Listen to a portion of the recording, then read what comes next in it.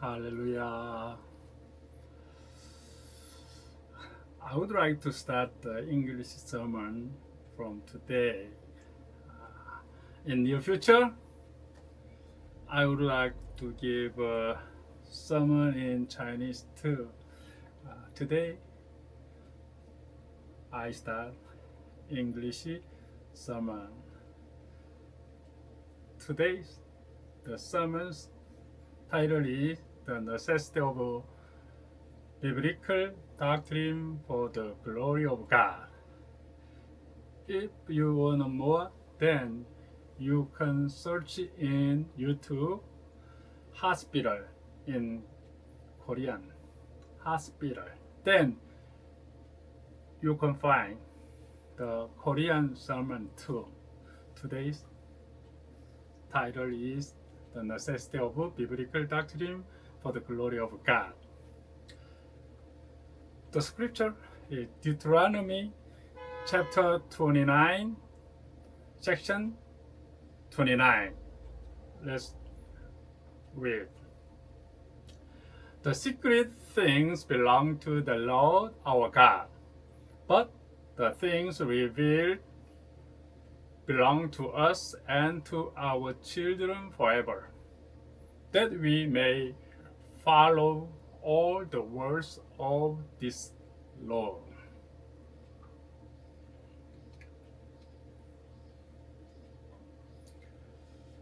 Why should we study doctrine?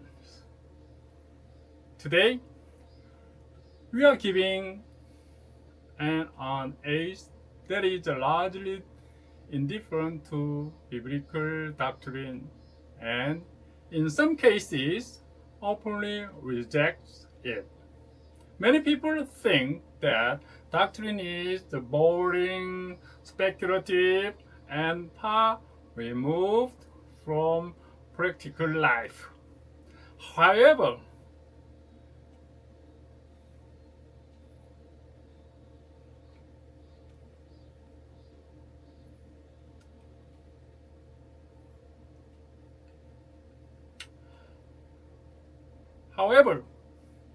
this is a deeply regretful and dangerous attitude, as Dr. Martin Lloyd-Jones, who preaches for nearly 30 years.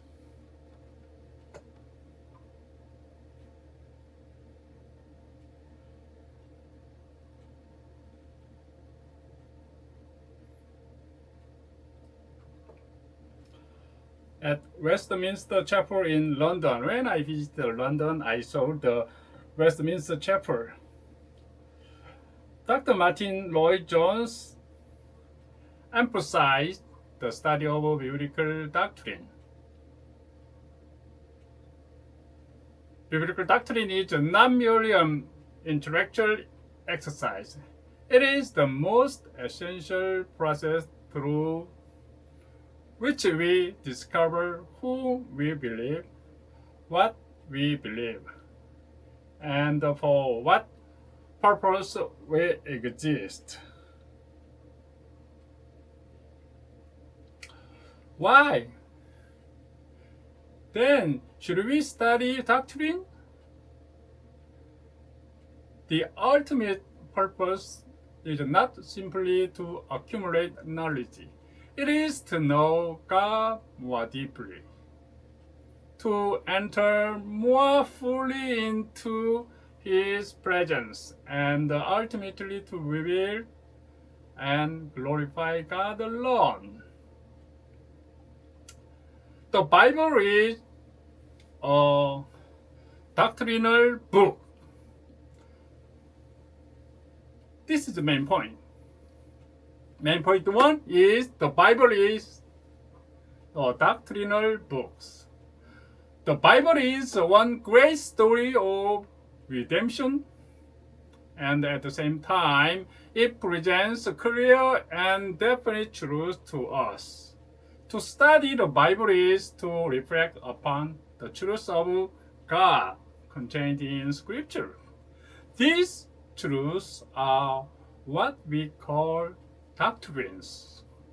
Many people read the Bible, yet fail to recognize its doctrinal framework. They become absorbed in individual words, isolated verses, or small portions of scripture without understanding the larger truth being revealed. The Jews in days of our Lord were often like this. They were satisfied with the knowing the words of Scripture, but they failed to recognize the Word of God revealed within those words.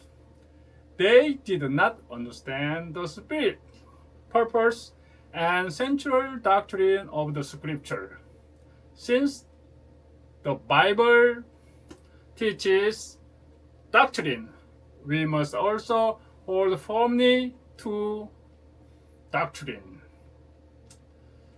To study the Bible without doctrine is like seeing individual trees without seeing the forest. Such an approach can fragment, weaken, and distort our faith. Main point 2. The true purpose of studying doctrine. The purpose of studying doctrine is never to satisfy human intellectual pride or to win theological arguments. When theology becomes merely philosophical speculation or a product of human reasoning, it becomes dangerous. We must follow the principle of Deuteronomy chapter 29, section 29. We must leave the secret things with God and concentrate upon the things revealed to us in Scripture.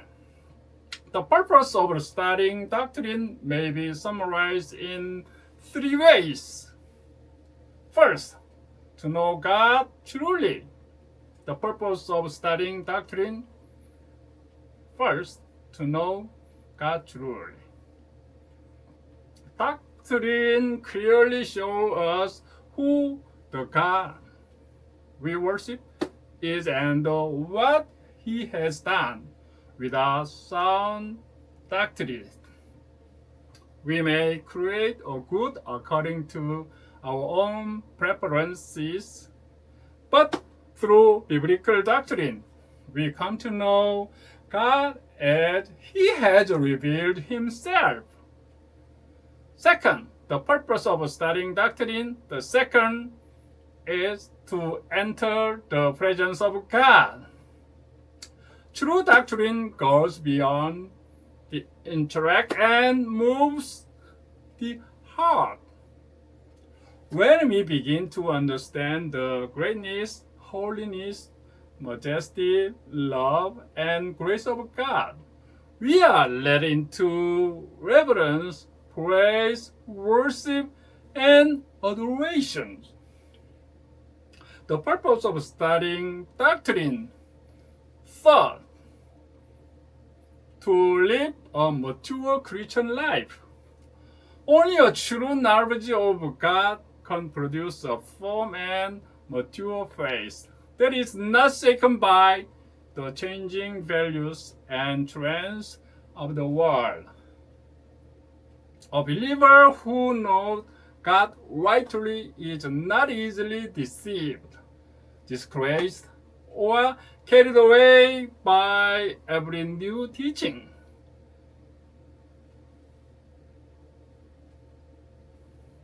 The purpose of studying doctrines. Fourth, main point 3. Doctrine exists for the glory of God. The final destination of every biblical doctrine is the glory of God. When we know God rightly, we are able to worship Him rightly. As created beings, We cannot produce glory in ourselves.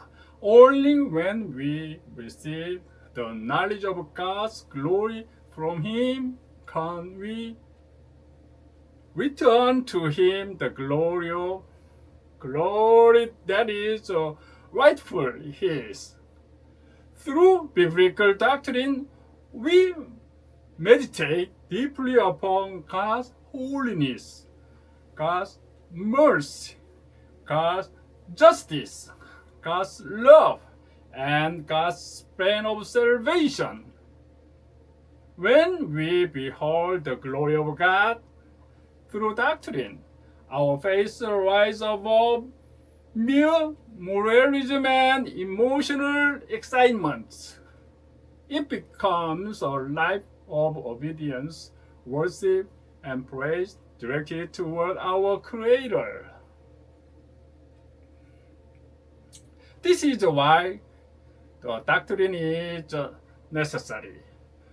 We were created for the glory of God, and the biblical doctrine is one of the brightest lamps through which His glory is reflected in our lives. The purpose of studying doctrines last conclusion. Fifth, let the light of doctrine shine upon your life. Dear brothers and sisters in Christ, do not distance yourselves from doctrine. Doctrine is the skeleton of the Christian faith. When the skeleton is strong, the body of faith can grow in a healthy way. As Dr. Martin Lloyd-Jones challenged his listeners, we must stand humbly before the great truths of Scripture. Doctrine that remains only in the mind can make us proud.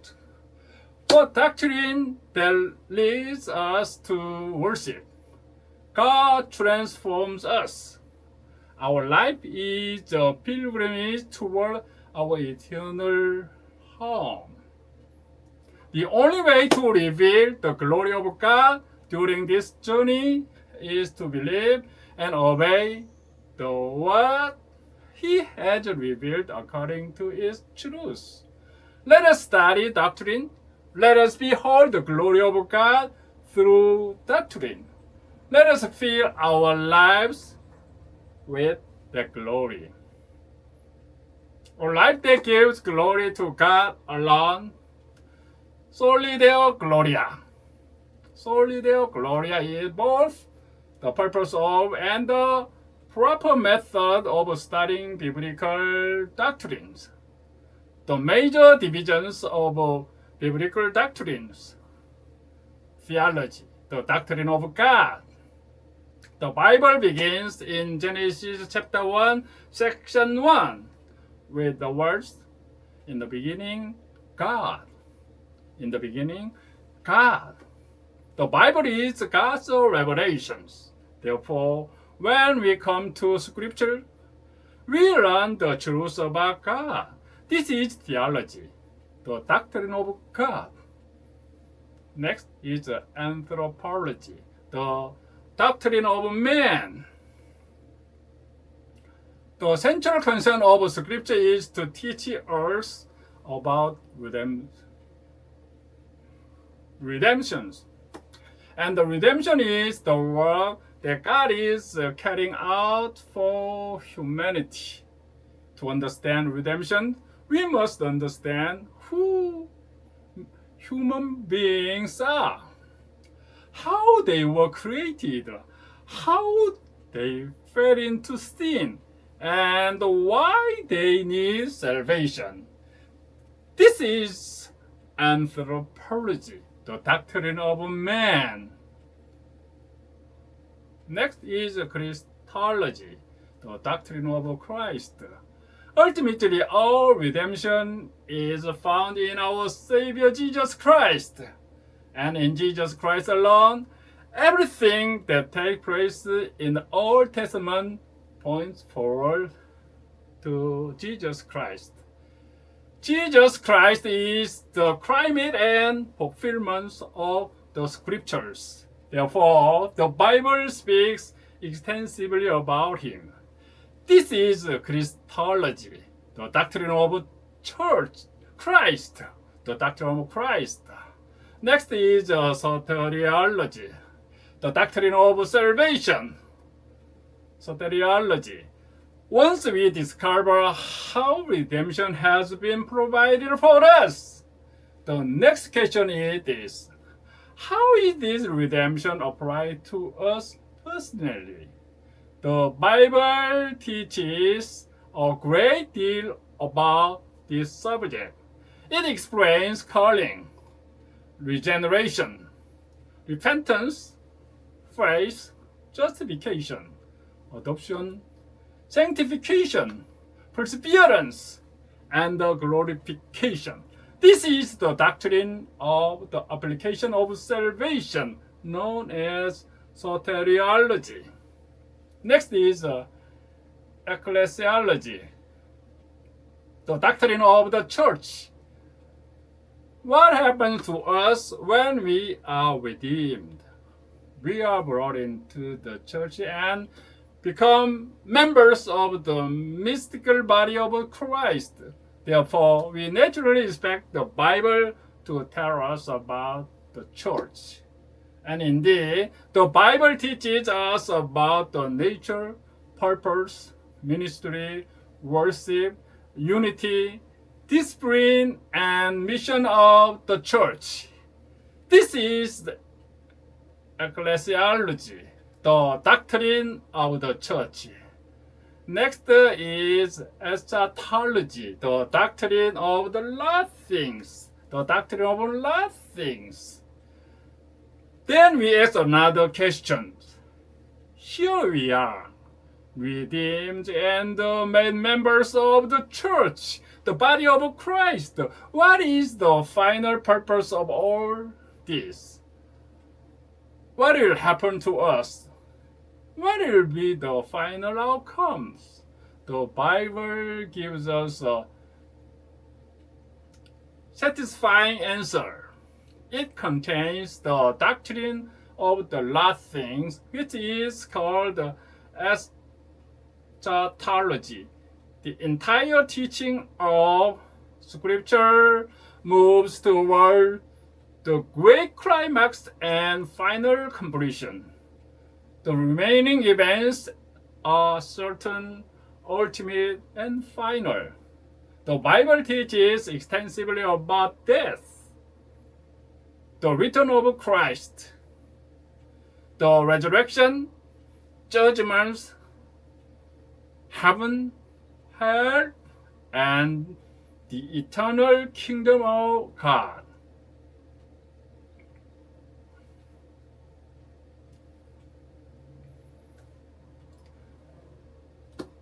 The necessity of biblical doctrine for the glory of God. I told you. 2 Timothy chapter 6, section 16 to 17. All scripture is God-breathed and is useful for teaching, rebuking, correcting, and training in righteousness, so that the servants of God may be thoroughly equipped for every good work. Romans chapter 11, section 36. For from him and through him and for him are all things, to him be the glory forever. Amen. Why must the church learn doctrine again today? Martin Lloyd-Jones, one of the greatest expository preachers of the 20th century, pointed out in the opening chapter of his series on biblical doctrine that one of the most serious problems facing the modern church is that it has lost doctrine. Many people today say, why do we need doctrines? Isn't it enough simply to believe in Jesus? What good is doctrine? Isn't love all that matters? Doctrine is too difficult, cold, and rigid. But Roy Jones argued the exact opposite. The church has not become weak because it has taught too much doctrine. The church has become weak because it has taught too little doctrine. Too little doctrine. One of the reasons believers today are easily shaken by the words, deceived by heresy, weakened in faith, and influenced by secular values is that they lack a solid doctrinal foundation. Doctrine is the skeleton of faith. Today, therefore, we will consider the necessity of biblical doctrine for the glory of God. Biblical doctrine exists to reveal the glory of God. Many people think of doctrine merely as knowledge, but the ultimate purpose of biblical doctrine is not knowledge itself. The ultimate purpose is glory of God. Romans chapter 11, section 36 declares, for from him and through him and for him are all things. To him be the glory forever. Amen. Every doctrine ultimately reveals God. Doctrine reveals the existence of God, the holiness of God, the love of God, the justice of God, the grace of God, and the saving purpose of God. The purpose of studying doctrine is not to become intellectually superior. It is to exalt God more highly. Doctrine enables us to understand the whole Bible systematically. Many believers know the Bible only in fragments. They may know several chapters from Genesis, a few Psalms, and selected portions of the Gospels. But doctrine connects the whole Bible together. Doctrine is like a map. When we are standing in a forest and see only individual trees, we can easily lose our way. But when we look at a map, we are able to see the whole landscape. Doctrine enables us to see the forest of Scripture rather than merely isolated trees. It shows us how creation, the fall, redemption, Christ, the church, and the final kingdom of God all fit together in one great plan. Faith without doctrine is like a tree without roots. Jesus said, Matthew chapter 7, section 25. The rain came down, the streams rose, and the winds blew and beat against that house. Storms will certainly come into our lives. There will be sickness, failure, unemployment, economic hardship, suffering, and death. When those storms come, faith without doctrine collapses because it has been built only upon feelings, and temporary experiences. But faith that is founded upon sound doctrine remains firm. A believer who understands the sovereignty, wisdom, goodness, and faithfulness of God can continue to trust Him even in suffering. The early church taught doctrine before emphasizing church growth. The book of Acts describes the life of the early church. Acts chapter 2, section 42 says, they devoted themselves to the apostles' teaching. It is remarkable that the early church first devoted itself to doctrine. Afterward came fellowship, prayer, worship, evangelism, and service. Many churches today have reversed this order. They have many programs but little doctrine. They provide activities without spiritual depth. As a result, believers may become active without becoming mature. Doctrine enables us to know good correctly. Doctrine enables us to know God correctly. The greatest purpose of the church is to know God. But if we do not know God rightly, we will create an idol according to our own imagination. Many people today believe in a God created by their own preferences. They say, God always gives us blessings. God would never judge anyone. God exists to make me happy. But this is not necessarily the God of the Bible. Biblical doctrine enables us to know God as He truly is. He is loving, but He is also holy. He is merciful, but He is all just. He forgives sinners, but He also judges sin. He is near to us, but He is also infinitely majestic.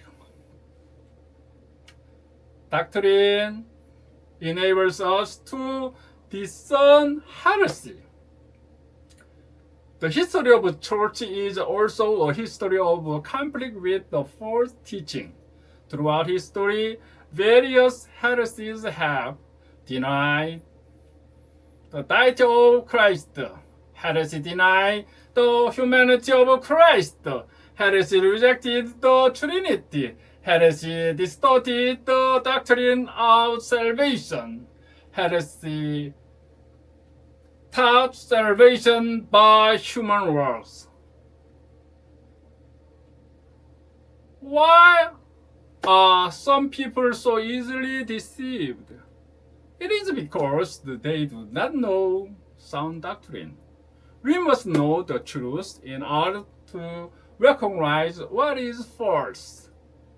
A bank employee learned to identify counterfeit money, not merely by studying every possible counterfeit bill, but by repeatedly examining and handling genuine currency. In the same way, when believers know the truth of Scripture deeply, they are better able to recognize false teaching. Doctrine enables us to know Jesus Christ more deeply. Jesus Christ is the center of Christian doctrine, the incarnation of doctrine. The cross is doctrine. The resurrection is doctrine. The ascension is doctrine. The second coming is doctrine. The more we learn biblical doctrine, the more clearly we understand the greatness of Jesus Christ. We come to understand that He is not merely a moral teacher or a religious leader. He is the eternal Son of God, the Word made fleshy, the Lamb of God, the risen Lord, the great high priest, and the coming king. Doctrine produces the humility. When we study doctrine deeply, we come to understand human weakness and helplessness. We realize that we were not saved because we were good. We were not saved because we were intelligent. We were not saved because we were more righteous than others. We were saved entirely by the grace of God.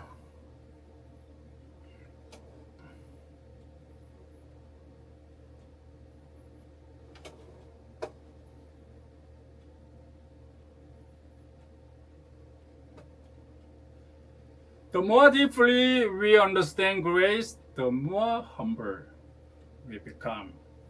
True doctrine does not produce pride.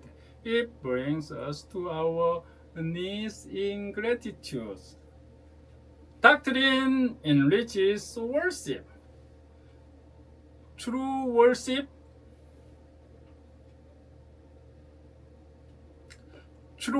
begins with knowing God. When we understand the holiness of God, we worship Him with reverence. When we understand the love of God, we worship Him with gratitude.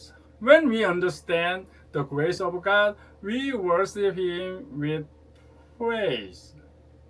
When we understand the majesty of God, we bow before Him. Doctrine does not produce a cold religion. True doctrine produces warm, passionate, reverent worship. Doctrine deepens prayer.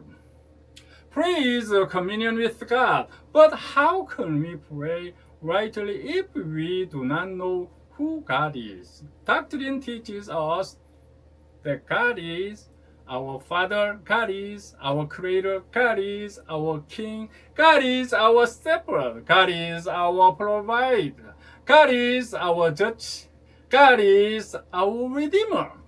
As our knowledge of God deepens, our prayers also deepen. We no longer pray only for material blessings. We pray for holiness, wisdom, the advancements of God's kingdom, the salvation of souls, and the glory of God. Doctrine gives strength in times of suffering. Job lost nearly everything, yet he confessed, "The Lord gave and the Lord has taken away. May the name of the Lord be praised." This is doctrine expressed in the midst of suffering. Job understood the sovereignty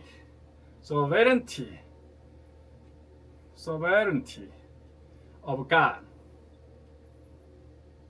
Because he knew that God was sovereign, he was not completely destroyed by his circumstances. His heart was broken, but his faith was not ultimately abandoned. Sound doctrine gives believers something firm to hold onto when emotions, circumstances, and human support fail. The Reformation was a recovery of doctrine. Martin Luther proclaimed, Scripture alone. John Calvin emphasized living for the glory of God.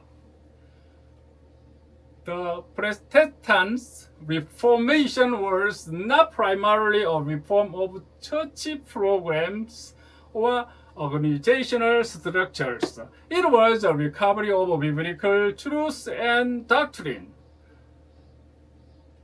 The reformers restored doctrines such as Scripture alone, grace alone, faith alone, Christ alone, and glory to God alone. When doctrine was recovered, the church was renewed. Doctrine makes the church healthy. A healthy church is centered upon Scripture.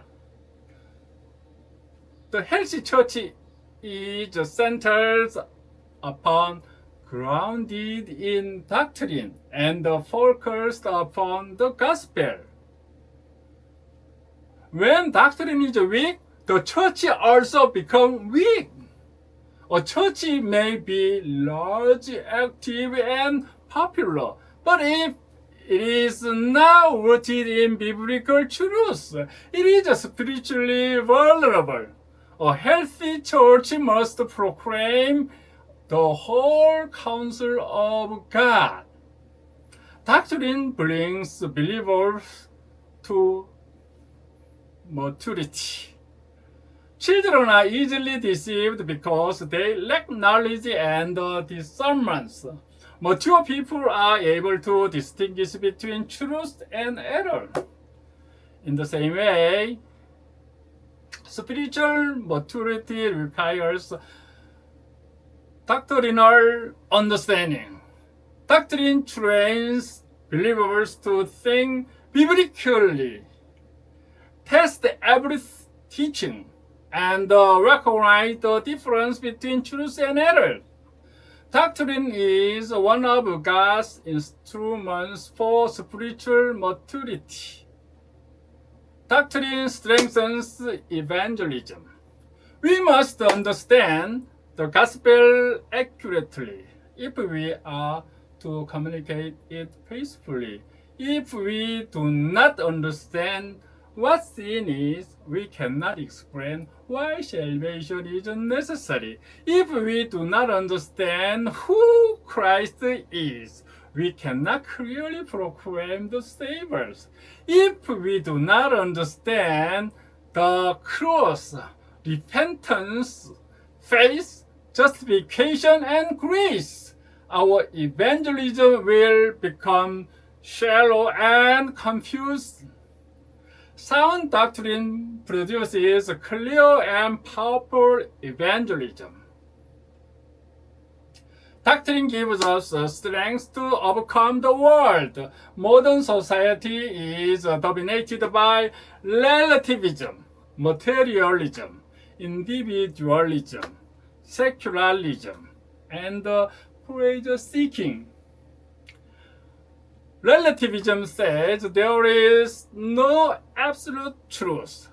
Materialism says only what we can be seen and possess truly matters. Pleasure-seeking says the greatest purpose of life is personal satisfaction.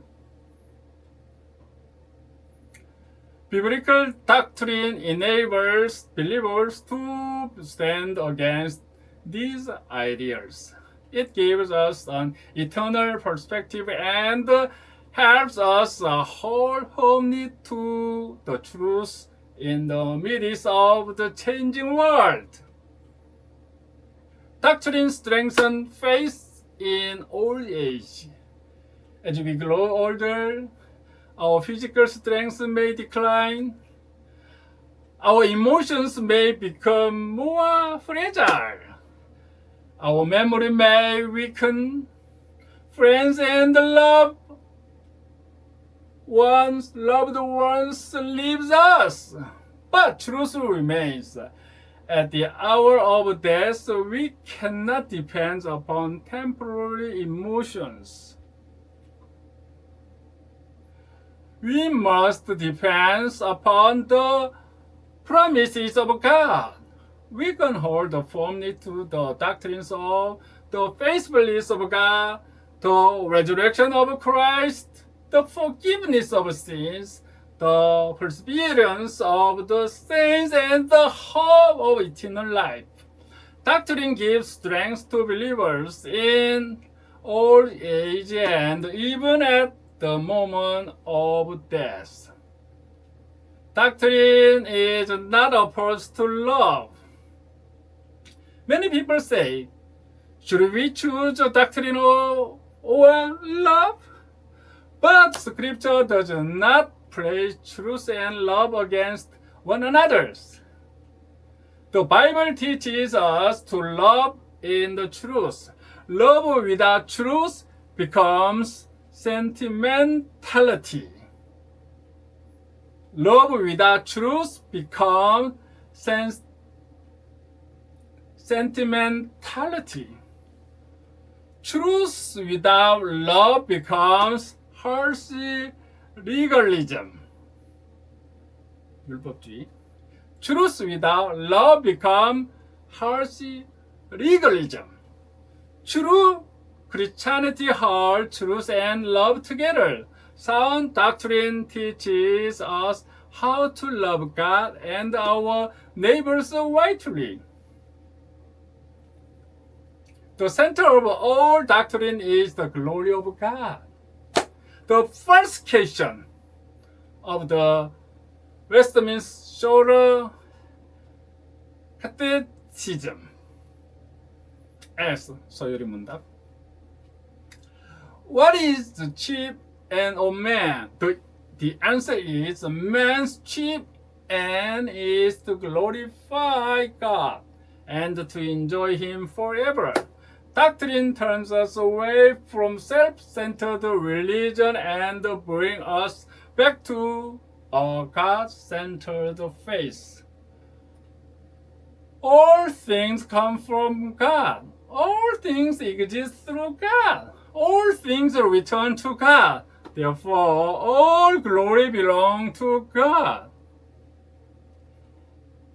Let's conclude.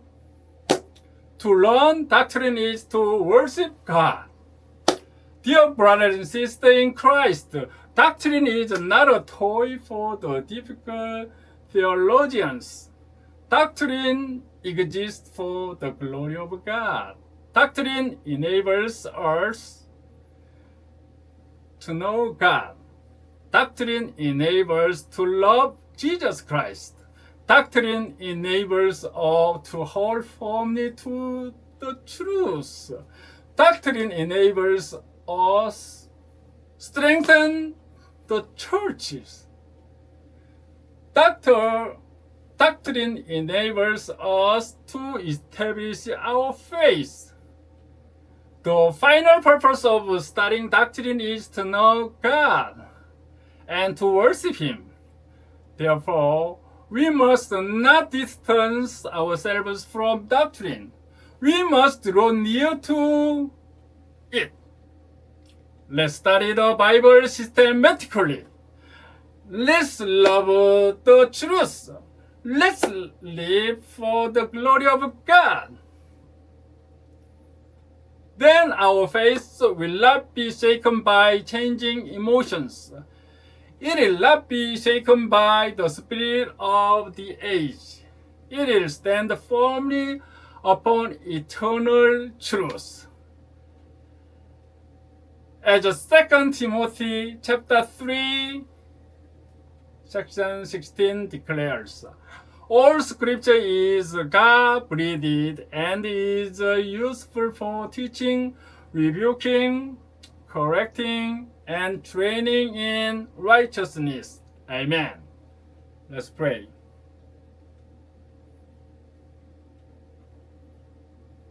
Heavenly Father, we thank you for helping us understand through today's worship service the necessity of biblical doctrine for the glory of God. We thank you for teaching us that doctrine is not a toy for difficult theologians, but a gift given for your glory. Through doctrine, help us to know you more deeply, to love Jesus Christ more fully, to hold firmly to the truth, to strengthen the church and to establish our faith. We thank you for teaching us that the ultimate purpose of studying doctrine is to know you and to worship you. We desire not to distance ourselves from doctrine, but to draw near to the great truths of Scripture. Help us to study the Bible systematically, to love the truth, and to live for your glory. May our faith not be shaken by our emotions. May it not be shaken by the changing spirit of the age. Help us to stand firmly upon your eternal truth. We pray all these things in the name of our Lord Jesus Christ. Amen.